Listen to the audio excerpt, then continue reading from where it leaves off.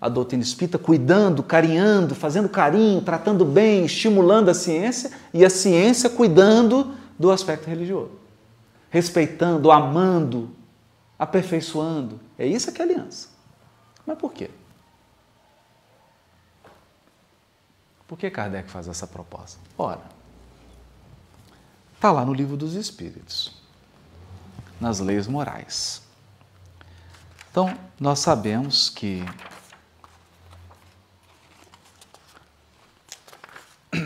o livro terceiro de O Livro dos Espíritos é composto de 12 capítulos. 12. O capítulo 1, que é uma introdução, 10 leis e uma conclusão, que é o capítulo 12, que fala a perfeição moral. Perfeição moral. O capítulo 1 chama Lei Divina ou Natural. E aqui começa a mudança de paradigma. Que se deve entender por lei natural? Então vamos lá. Qual que é a pergunta aqui? O que se deve entender sobre a lei de Mendelssohn? O que se deve entender sobre a lei da gravidade? O que se deve entender sobre a lei dos fluidos? Dos compostos químicos? O que se deve entender sobre as leis físico-químicas que regem a combinação dos elementos atômicos que estão na tabela periódica? O que se deve entender pela lei natural? Essa é a pergunta de Kardec. Os Espíritos respondem: a lei natural é a lei de Deus.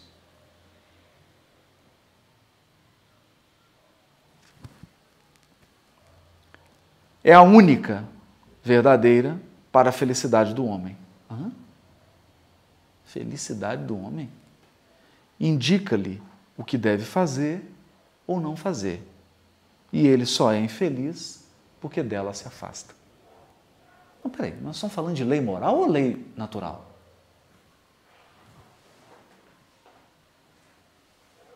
Esse capítulo está falando sobre lei de gravidade ou sobre lei moral, ser feliz, ser infeliz?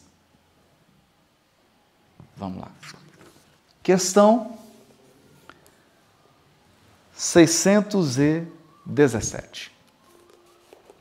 Qual a abrangência das leis divinas? Referem-se a alguma outra coisa além da conduta moral? Agora Kardec está fazendo a pergunta reversa.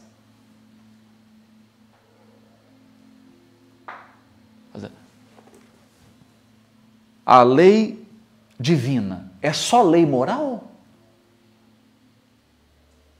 Tem distinção entre química, física, geologia e evangelho?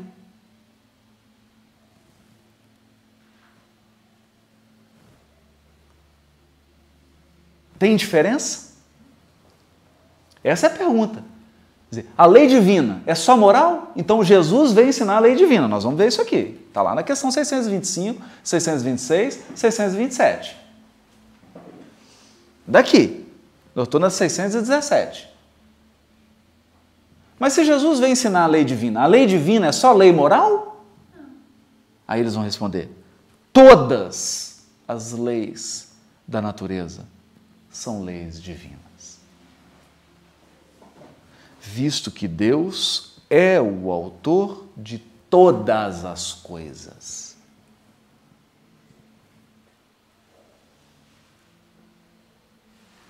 Ah, então eu passei na UFMG, vou fazer o curso de Química. Muito bem, você vai estudar Deus. Você vai estudar religião. Não, isso é um absurdo. O que você está falando é um absurdo. Não no paradigma do espiritismo. No paradigma espírita, estudar química é estudar aspecto religioso da criação.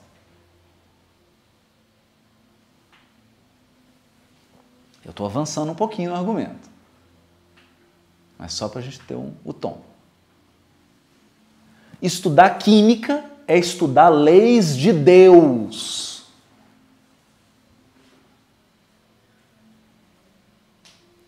Leis de Deus. Estudar biologia, os seres orgânicos, é estudar leis divinas. Estudar geologia é estudar leis divinas. Aí estudar evangelho é estudar leis divinas também.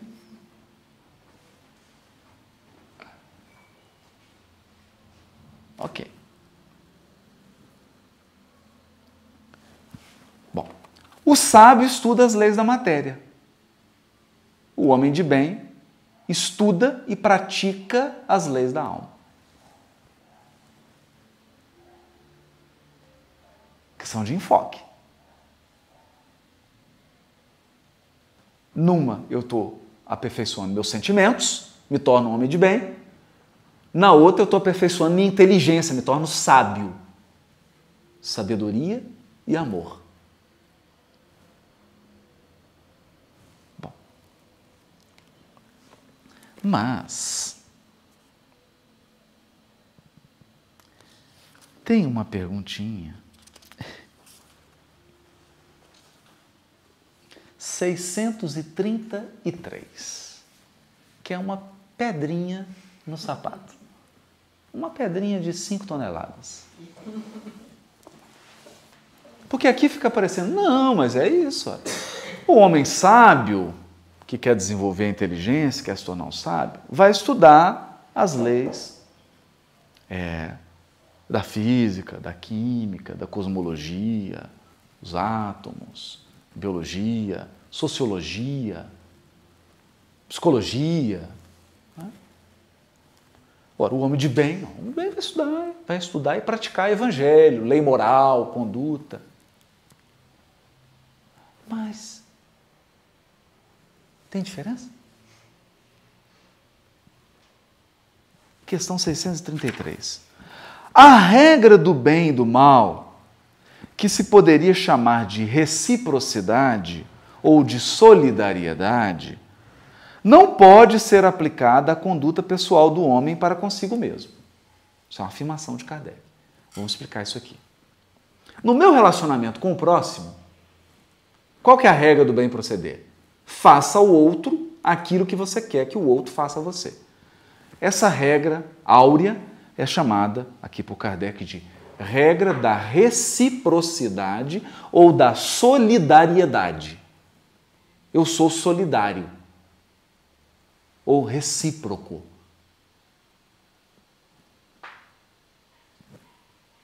Só faço ao outro aquilo que eu quero que o outro me faça. É uma reciprocidade. A medida do meu amor ao próximo é o amor a mim mesmo. Se eu me amo no nível X, eu amo o próximo no nível X. Se eu me amo no nível x elevado a 3, eu amo o próximo nível x elevado a 3. Porque ninguém vai imaginar que Jesus ama o próximo como o Haroldo ama o próximo.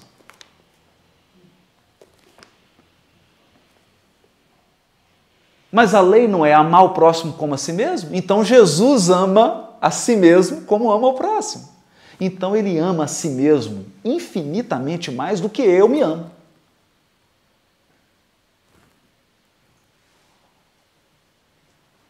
O amor que Jesus tem por ele é infinitamente maior. Infinito não, né? Mas é imensamente maior do que o amor que eu tenho por mim. É por isso que ele ama o próximo muito mais do que eu. Não é? Mas o Kardec está dizendo assim, a regra da reciprocidade não vale para a conduta comigo mesmo. Qual que é o parâmetro comigo? Como é que eu vou saber se eu estou fazendo mal para mim ou se eu estou fazendo bem para mim? Agora é eu comigo. Não tem ninguém. Qual que é a regra? Achará ele, na lei natural, a regra dessa conduta e um guia seguro?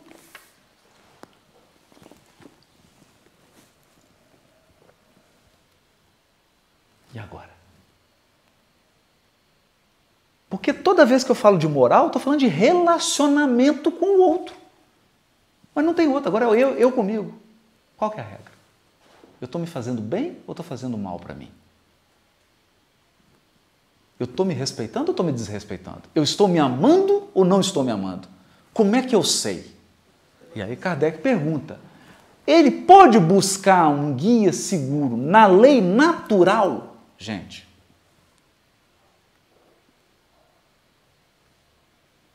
olha o que Kardec está perguntando. Nas leis da química, nas leis da física, nas leis da geologia, da biologia, na lei natural, que é também lei divina. Olha o que os Espíritos respondem. Quando comeis em excesso, isso vos faz mal. Pois bem, é Deus que vos dá a medida do que necessitais. Quando ultrapassais essa medida, sois punidos. Punido? Como? Deus vai castigar, né? Fica parecendo que é isso, né? Dá-se o mesmo em tudo. Dá-se o mesmo em tudo. Ou seja, só estou dando um exemplo simples, mas é em tudo. A lei natural traça para o homem o limite de suas necessidades. Quando ele ultrapassa esse limite, é punido pelo sofrimento. Então, quem pune é o sofrimento. Você passou do limite, vem sofrimento. É fora da medida, né? Fora da medida. Se o homem sempre escutasse essa voz que lhe diz, basta, olha que interessante, evitaria a maior parte dos males de que acusa a natureza. De que acusa a natureza? Então, peraí. Muita calma agora.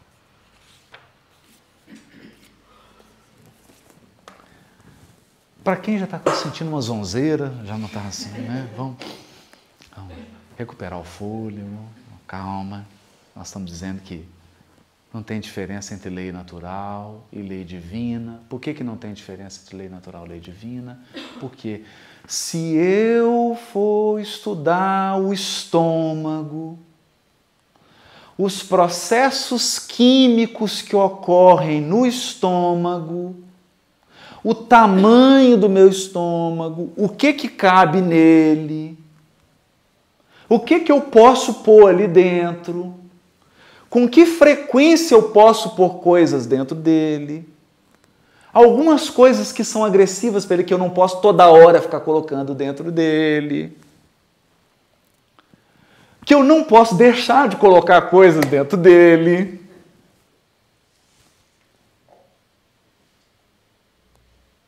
Se eu observar leis físico-químicas, biológicas, do estômago, gente. Não estou falando de nada sobrenatural. Do estômago. Eu vou conhecer, se eu observar, os princípios que regem o funcionamento físico do meu estômago, eu vou descobrir que por trás desses princípios há vontade de Deus que estabeleceu limites e justa medida. Justa. Justo é o que é bom e o que é mal, o que é certo, não certo e errado, mas o que é bom e o que é mal, o que é adequado, o que é equilibrado e o que é desequilibrado. Se eu observo, eu estou bem. Se eu não observo, o que acontece? Sofrimento. Sofrimento. Mas você está querendo dizer que eu aprendo sobre Deus, que eu aprendo sobre as leis de equilíbrio que Deus quer, estudando o estômago? Eu não, os espíritos. Os espíritos que ditaram a codificação para Kardec.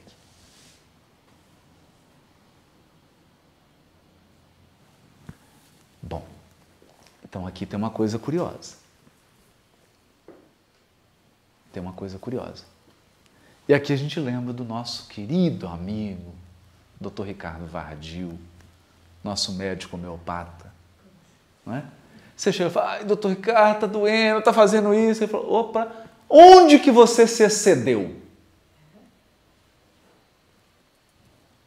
O que está fora da medida? O que está fora da medida?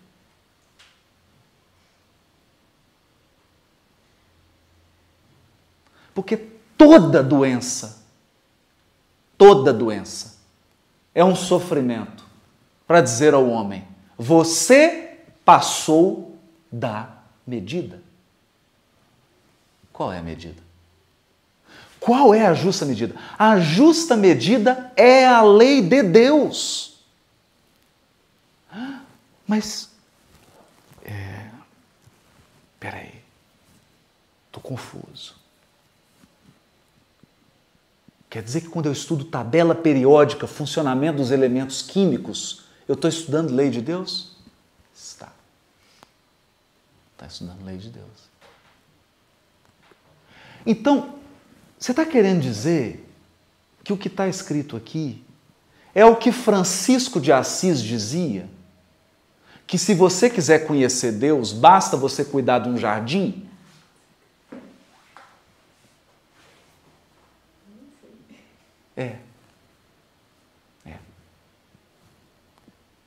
Quer conhecer Deus?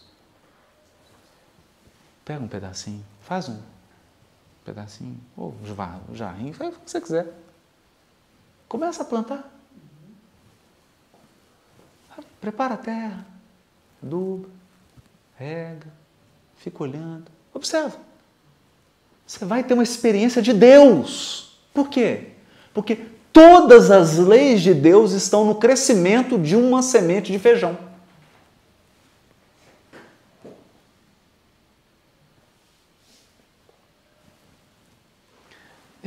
Então, faz sentido Gênesis começar falando sobre a criação das coisas? Faz. Faz total sentido.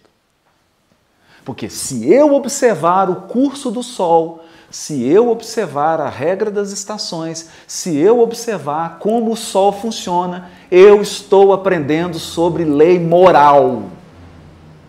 Eu estou aprendendo sobre evangelho.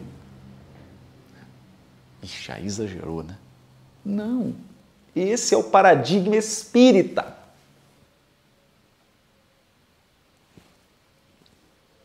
Quer aprender sobre como os anjos se relacionam das esferas celestes? Estuda como que o átomo de hidrogênio relaciona com o oxigênio.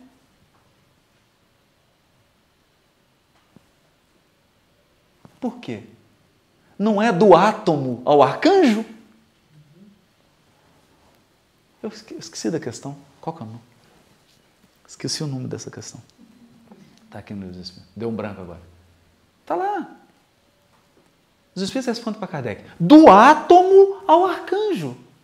Porque o arcanjo começou no átomo.